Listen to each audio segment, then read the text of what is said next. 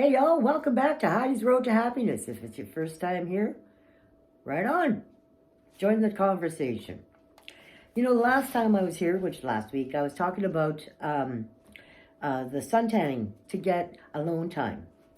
Well, I want to expand on that just a little bit, okay? Because we're dealing with something a little bit different, but I'm starting from there. When I started this sun tanning process, I also started exercising, okay? I did Pilates. I was still young enough that my body didn't hurt so much that I could do Pilates. And without the help of the thyroid, I got down to 94 pounds. But it was a good 94 because I was still eating and I wasn't sickly, but I was looking very good, okay? With this, I decided to do the Look Good, Feel Good program. So when I got up in the morning, I put the makeup on and I did my hair and I dressed. At this time, I didn't have a job. I was let go from the outpost, and I had sued them and I won. So I got money and we were living on that. Once that ran out, I would have to go on to unemployment or find a job by then. At this point is when I decided I was going to take that summer off because I was fired in March in 2006, 6, I think. No, 5. I'm not sure. Who cares? I think it was 5. Anyway, so I decided I was going to take the summer to be with the kids and hang out because I always work hard and I'm never home and I really miss that part of them growing up. So I was home for about a year, I guess. And at the beginning of that year, I decided to do the Look Good, Feel Good program and to take time for myself, which started with the sun tanning and the Pilates and then with the makeup and trying to feel good about being who I am, right? Like just try to get in there. Well, I'm going to tell you, it was like wearing masks. Have you ever worn masks before? The facade, right? What the facade does is it changes things, but it only changes how it looks. It doesn't change how it is or how it feels. So it's like being a singer. Like, because I used to do this when I was a singer. Because, let's be realistic. You seen what it looked like last week. That's the real Heidi. Disheveled, freaking blah, no makeup. Who gives a rat's ass? I'm just being me. Well, with that, I had to get away from that concept. So I started doing that. That's what I tried to do. Now, with that, it really, it helped for a little while. I started feeling cocky and feeling real good about myself, But when I was on stage, I was that other person, the one you seen last week, and I had to put on this whole thing from top to bottom. The hair, the makeup, the clothes, the boots, it's got to look good and you got to be on all the time. So when I went on stage, I flipped a switch. And I did this so I could become that cocky bitch that I am, okay? Because I'm pretty cocky. I got that whole thing. I got that whole Heidi thing going on. And that's what I used on stage because you need to not be yourself. I couldn't be myself. Well, I could, but, people probably throw things at me because I call them as I see it, So anyway, I wasn't the true me on stage. And during my marriage, I'm pretty damn sure I wasn't the true me. And, and it's because I couldn't be me. I didn't know who I was. That because of the empath thing. If I knew that earlier, I wouldn't be where I am today. So I guess I kind of don't regret anything. I really don't. But the anger that you accumulate from not being yourself, right? Now, why was I angry? Well, a lot of disappointments in life, a lot of heartaches, a lot of trauma, a lot of drama. It gets heavy, And if you can put that mask on, it makes it a lot easier to get through the day. And that's what I used to do. And it all started with the sun tanning and the Look Good and the Feel Good. Now remember, with that, you're also just hiding who you are and hiding how you feel. The disappointments, right? And that's a big thing in life, especially when most of your life is disappointments. After disappointment, after disappointment, after disappointment. When you ask for something and you don't get it, and you're asking from the deepest part of your heart, can you do this? Can we do this? Can we make these things happen? And they don't happen. even though there's a promise to make that happen, it gets very, very, very disheartening. And I'll just use a small example from my, life.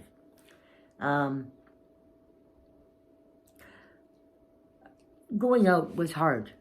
He didn't like going out, but he never really told me he didn't like going out. He just said, oh, I don't feel like it today, or yeah, I'm not up for it, or whatever. But a lot of times he would say, okay, yeah, I'm coming. But I would keep checking, right? So are you still coming? Because I don't want to go by myself wherever I'm going. I'd rather take somebody else and, be a pair of people instead of just myself.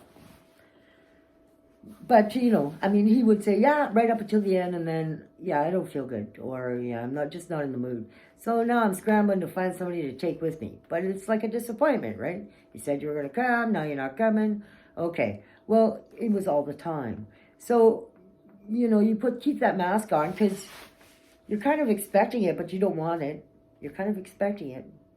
You don't want that to be the answer. And it happens, and that's, it creates disappointment, but after a while it starts to create anger and then resentment. And what do you do with that feeling? Because when you bring stuff up and you want to talk about it, it turns into a fight because they feel attacked. Or maybe my tact wasn't as tactful as I thought it was, because it's mixed with anguish and anger when I'm trying to express. So, it's like the way you bring yourself to these points in your life, you don't even realize. So with that, you wear these masks, and it gets you through your day. One time I remember we were playing in town, actually. And the thing about it is, when you play in one club, you really shouldn't play in the next club the next week, because these guys get really excited and these guys get pissed off. You're stealing our customers and taking them with you to the next bar. But when we came home, we didn't want to come home for 1 week and then go. We're on the road 62 weeks a year. And I'm like, when you come home, you want to play 2 weeks in one place. But if they don't want to hire you for that, you want to maybe jump across town. Well, we were going to jump to the next place on this one particular week. And the bar owner said, no, if you do that, I will fire your agent and your manager, and you'll never play here again. And if it wasn't just for us, our band, I wouldn't give a rat's ass. But now we're talking about, our manager and our agent. And I didn't want any shit to come to them. And they're standing there so it's myself, it's Hugh, it's the agent and the manager, and I'm not going to tell you their names. Lots of you probably already know. And then the bar owner. Okay, and we're all standing, and it's almost third set time, or fourth set, whatever it was at that time. And he's telling us, yeah, if you play there, I'm firing you right now, and I'm firing these two guys, and that's it. And now, we can't do that to everybody, so we have to not play there. But he did offer us to play the second week in his hotel. So we accepted that. But by this time, I was a mess. And when I got to be a mess, I would start to cry, right? Like, because I didn't understand how to really handle my anger or my emotions. And I'd start to cry, and I'd be like screaming, and I'm freaking out. But now then all of a sudden, as soon as we decided, all right, we'll stay, then the bar owner walks over to the manager and goes, and I'm a mess. We just finished this conversation. I'm a mess. Give me a minute. Nope. Get up there. And I get up there, and I'm fucking crying, and I'm like, okay. And I'm looking at the drummer, and I'm like, just give me a minute. And I pull it together, and I turn around, and the first thing is me, the warrior. Whoa. And I did it. And they're sitting in the front row, waiting for me to crack. And as we're doing the song, I looked right at them, and I'm like, ha, ain't gonna happen, assholes. Bring it. And I just kept on going. But the reality was that I was mad, And what are you doing with it? Well, you're shoving it down, and you're shoving it down. And all your life, you end up shoving it down. Where does it go? It goes to the pits of hell in your stomach, in your arse, and you're carrying that shit forever and a day. So I figure, I had a little incident there last week with my boss. It was a very small incident. And what had happened is something broke in one of his ratty-ass vans. And that's okay. they're tested, they're certified. They get serviced way more than I do, our vehicles, I'll tell you what. And something went awry. It wasn't a big deal, but it was inconvenient for both of us because I had to be somewhere at 6 and he didn't want to be there anymore. And so he's first thing out of his mouth is, "What did you do?" And I just turned around and looked at him, right? "What did you just say to me? What did you do?" And I snapped. I'm sorry, I snapped. Triggered. That was very common words, the phrase, "What did you do?"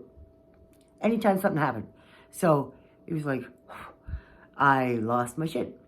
And in turn, I think I triggered him because we were like yelling at each other. But then I just like walked away and whatever, calm down.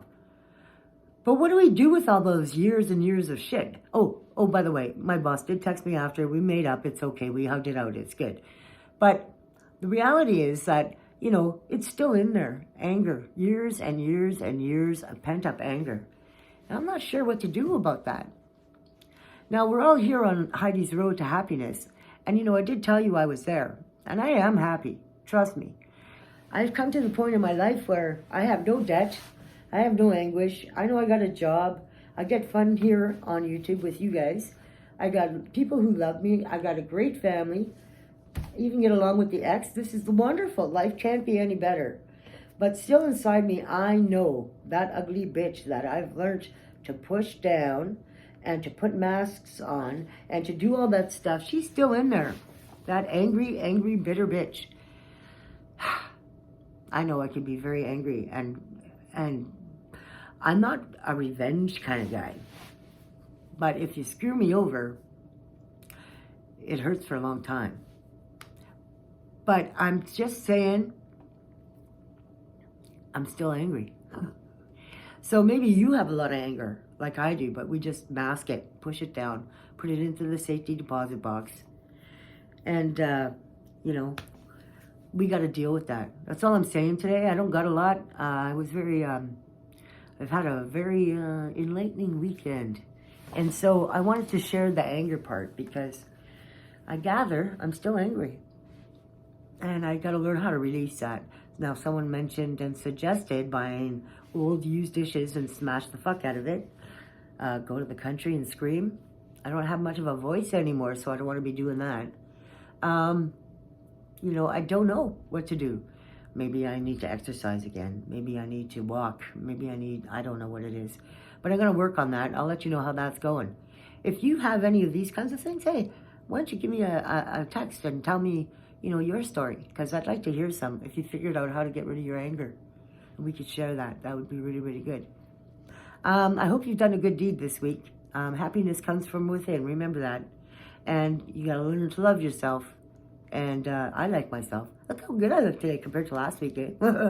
Okay, gotta go. Have a good day. Treat yourself. Do a good deed. Love y'all. Ciao, baby.